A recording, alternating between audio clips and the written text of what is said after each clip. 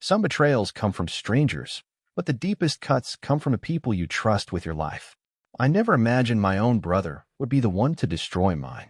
But there I was, days before my wedding, and the people closest to me had already torn my world apart. Sophie wasn't just my fiancée. She was my best friend.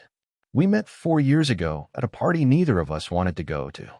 It was one of those nights where everything falls into place by accident. We spent hours talking, laughing over things I didn't think were funny until she said them, and somehow I knew right then I'd never meet anyone like her again. We started dating soon after, and every day felt like we were building something solid, something lasting. So when I proposed, it was a no-brainer. I wanted to spend the rest of my life with her. Adam, my older brother, was always there too. Growing up, we were inseparable. He was charismatic, always the one everyone gravitated towards. I was more reserved, but we balanced each other out. When Sophie and Adam hit it off right from the start, I didn't think much of it. Why would I?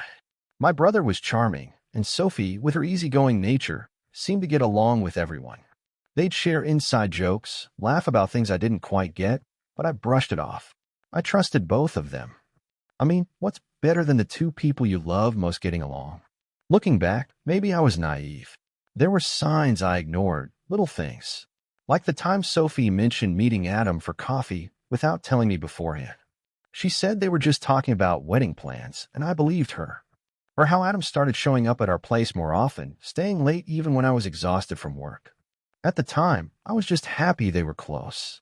I never imagined there could be anything more. About a month before the wedding, things started to shift. Sophie seemed distracted, distant. I would ask her about the flowers, the guest list, and she'd barely respond. "It's just wedding stress," she'd say with that forced smile. I believed her because I wanted to. But deep down, I knew something wasn't right. Her laughter didn't sound the same, and the warmth in her eyes, the spark that made me fall for her, seemed to be fading. Around the same time, Adam started acting weird too. My brother, who used to call me almost every day, suddenly had excuses for why he couldn't hang out. When he did come by, he seemed nervous, jittery, like he couldn't sit still. I caught him looking at me once, like he wanted to say something, but then he just shrugged it off. "Busy with work," he said. I didn't push it, though I should have. I let it slide, thinking maybe we were all just under a lot of pressure with the wedding coming up. It wasn't until that one night that I really began to question things. Sophie had left her phone on the kitchen counter while she was in the shower. It buzzed once, twice. I glanced at it, expecting it to be one of her friends or maybe a vendor confirming some wedding detail. But it wasn't. It was Adam. And the message wasn't about the wedding at all. It was short but unmistakably intimate. "Can't wait to see you tomorrow," it said. My stomach dropped, but I convinced myself it was innocent. Maybe they were meeting up to surprise me with something for the big day. But I couldn't shake the feeling that something was wrong. The next day, I did something I had never done before. I snooped through Sophie's phone. I hated myself for it, but I needed to know. What I found, it wasn't just a casual conversation between friends. It was a string of messages, going back weeks, maybe months, filled with secret meetings, confessions of feelings, and worse, plans to keep it all hidden from me. My heart raced as I read through them, my hands shaking. How could they do this? Sophie and my own brother. I felt sick. The world I had been building, the life I thought we were creating together, was a lie. And the worst part, Sophie was pregnant, and from what I could piece together, the baby wasn't mine. I couldn't face them right away. I didn't know how. I spent days pretending everything was fine, going through the motions of planning the wedding, while inside, I was falling apart. I watched them closely, Sophie's guarded expressions, Adam's nervous laughter. They thought they were so clever that I was too blind to see what was happening. But I knew, and I was waiting for the right moment to confront them. The confrontation happened one evening when Sophie came home late. She had been running errands, or so she said. I was sitting at the dining table, her phone beside me, open to the messages she didn't know I had read. When she walked in smiling, I couldn't even return the look. My heart was pounding so hard I could hear it in my ears. "We need to talk," I said, my voice barely holding steady. Her smile faltered, confusion flickering across her face. She sat down, looking at me like she didn't understand why I was so serious. "Is there something you want to tell me?" I asked, pushing her phone across the table. Her eyes widened when she saw it. She reached for it, her hands trembling, but she didn't say anything. That's when I knew she wasn't going to deny it.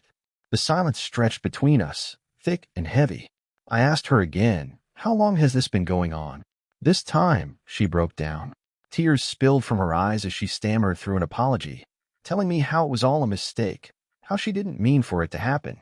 But her words were empty, hollow. She didn't need to explain anything. The messages were enough. I could barely hear her over the rush of blood in my ears. I was numb watching her fall apart, but I couldn't feel anything for her anymore. I didn't care about her excuses. I didn't care about her regret. All I wanted to know was how she could do this to me, how the two people I trusted most could betray me like this. I didn't let her finish. I grabbed my keys and walked out. I didn't know where I was going, but I knew I couldn't stay there. I drove to Adam's place, my hands gripping the wheel, so tight my knuckles turned white. When I got there, he was surprised to see me. But the second I started talking, he knew. His face went pale, and he couldn't even look at me. "How could you?" I asked, my voice breaking. "You're my brother." He didn't say a word. He just stood there, ashamed, as if he had any right to be. I wanted to hit him, scream at him, but I didn't. Instead, I told him what I thought of him, every bitter, angry word I had been holding inside. And then I left.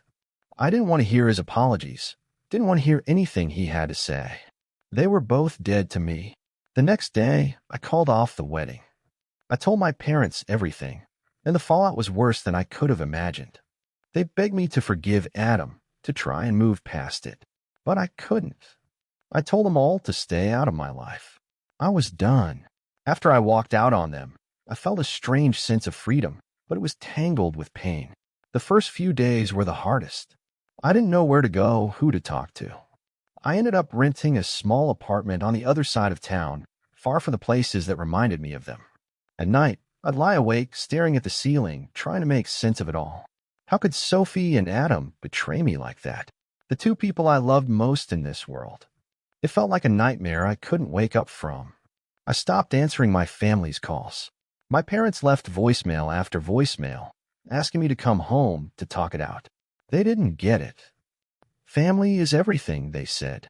But how could I stay connected to a family that had been shattered by betrayal? Every time my phone buzzed, I felt the weight of their disappointment pressing down on me, as if I was the one tearing the family apart by refusing to forgive. But they didn't understand. They weren't the ones who had been betrayed. They weren't the ones who had to live with the constant reminders of what was lost. It took weeks before I could even think about moving forward. Everywhere I went, I felt like I was being watched, judged. I could hear the whispers of people who had heard about what happened, their pitying looks that made me want to disappear. At work, I threw myself into my job, staying late, taking on extra projects, anything to keep my mind occupied. But even then, I couldn't escape the memories. Every corner of my life had been touched by Sophie and Adam. They were supposed to be my future. And now, they were just a painful chapter one wanted to close. Eventually, my parents showed up at my door. I hadn't seen them in weeks, and their faces were a mix of concern and frustration. "You can't just cut everyone off," my mom said, her voice trembling with emotion. "We're still your family." But to me, family wasn't just blood. It was trust. It was loyalty. And those things had been broken the moment Adam betrayed me. My dad, always the peacemaker, tried to reason with me. "People make mistakes," he said. "We all do things we regret. You have to forgive him at some point." But I wasn't ready for that conversation. Not yet. I told them I needed space, that I wasn't ready to come back into the fold. They left, reluctantly, but not before my mom made one last plea. "Just think about it," she said, her eyes filled with hope. "Adam's still your brother." Her words hung in the air long after they left, but they didn't change how I felt.